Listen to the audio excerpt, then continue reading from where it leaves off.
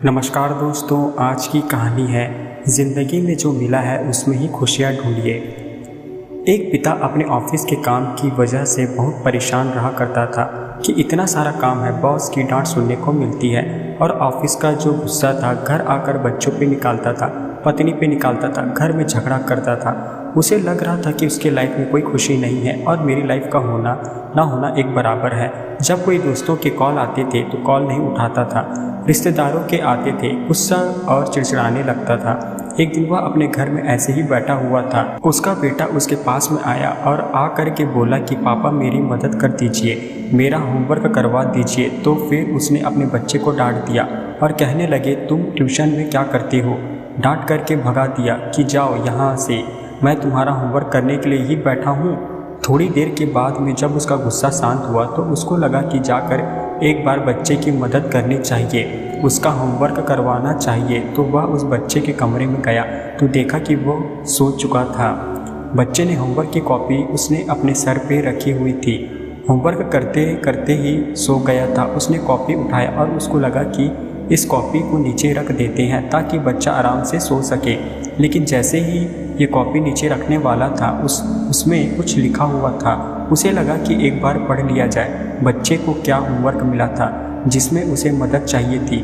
वो काम जो हमें शुरू में अच्छे नहीं लगते लेकिन बाद में धीरे धीरे अच्छे लगने लगते हैं। इस टॉपिक पर ही बच्चे को एक निबंध लिखना था। बच्चे ने एक पैराग्राफ लिख लिया था तो उसने पढ़ना शुरू किया। बच्चे ने सबसे पहले लिखा था thank you so much final exam का, जो शुरू में हमें बुरे लगते लेकिन उसकी वजह से बाद में गर्मियों की छुट्टियां आ जाती हैं। थैंक यू सो मच उन बेस्वाद कड़वी लगने वाली दवाइयाँ का, जो शुरू में तो बिल्कुल अच्छे नहीं लगती लेकिन बाद में उनकी वजह से हम स्वस्थ हो जाते हैं। फिर इस बच्चे ने आगे लिखा थैंक यू सो मच उस अलार्म क्लॉक का, जो सुबह सुबह हमें जगा देती है। हमें अच्छा नहीं लगता लेकिन उसकी वजह से जब हम जग जाते हैं। थैंक यू सो मच ऊपर वाले का। भगवान को उस बच्चे ने धन्यवाद कहा कि आपकी वजह से मेरे पापा मेरी ज़िंदगी में आए। मेरे पापा शुरू में तो मुझे डांटते हैं, मुझे बिल्कुल अच्छा नहीं लगता लेकिन बाद में मुझे घूमने के लिए ले जाते हैं, अच्छा खाना खिलाते हैं, खिलौने दिलाते हैं। तो ऊपर वाले आपका धन्यवाद कि आपने मेरे पापा की मेरी लाइफ में भेजा, क्योंकि वह मेरे एक अच्छे दोस्त भी हैं। ये जो आखिरी की लाइन थी, इस लाइन ने इस पिता को झंझोर दिया, अंदर तक हिलाकर के रख दिया। ये नींद से जग गया और इसको लगा कि इसकी लाइफ में क्या कुछ है जो ये होते हुए भी मिस कर रहा है। उस बच्चे के निबंध को कॉपी करते हुए उसके पिता कहने लगे हे ऊपर वाले, थैंक यू सो मच, आपकी वजह से मेरे पास में घर है, कईयों के पास तो घर भी नहीं।